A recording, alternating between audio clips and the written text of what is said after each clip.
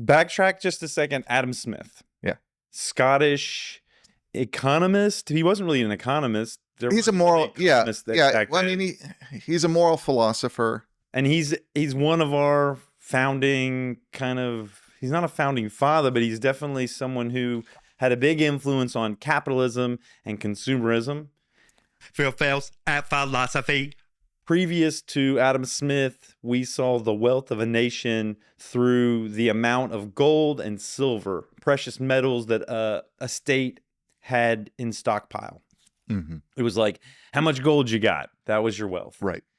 And then after Adam Smith, it was more GDP, gross domestic product. Right. How much is this country producing? Yeah. He gets us to, on a political level, in terms of political economy, to focus on not a hoarding of wealth as a path to prosperity. Yeah. But rather an opening up of markets. Right. Mm-hmm. Now, he clearly is articulating an opening up of markets as a marketplace, right? Which is a regulated space. Yeah. But it's a regulated space that is, yeah, would regulate for infrastructure, would regulate for safety. I actually think if you read like The Economist, that news magazine, Yeah. in terms of today's economic conversation, they still seem anchored in what is a truly classic kind of liberal model like Adam Smith. Okay. But because they similarly will often have like, they're not an anti-regulatory kind of understanding. Yeah, Adam Smith, he believed in the regulation. Right, but the regulation needs to be functional. What you don't do is regulate to protect markets. You regulate for safety. You regulate to create infrastructure. You regulate to manage things to some extent. But for the most part, you have a lot more trust in the human beings to do their thing, right? Yeah. And to exchange. I think part of what comes out, though, is that he has a vision of that working when there's a certain kind of moral community focused on a certain understanding of a good life, which is not excessive Yeah. gathering of goods, right? So that's part of what I think Stephen Emmanuel is kind of teasing out here, is that like he's really saying that this works not because everyone's greedy, but because they have self-interest. Yeah.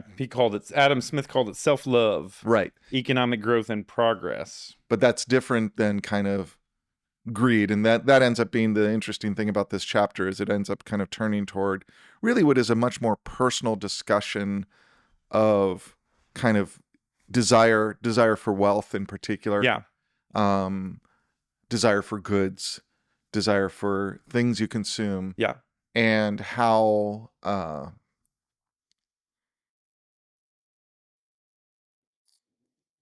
corrupting that is. Well, right? yeah, the machine of that, it seems to be at odds with moderation.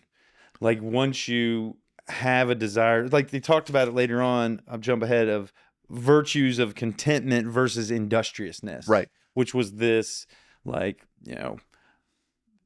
gathering wealth or acquiring wealth for the well-being of yourself and others, versus industriousness, which was like, how can I get more? Right. How can I improve my position in life? And those seem to be really at odds. Right. Because one is happy with what you have, and the other is striving for more. Right. And happy with what you have and I guess like that contentment it's not that doesn't create a space for going out and improving, right? But ultimately the goal is to have a good life for yourself and others, and not just to acquire. Yeah. Right.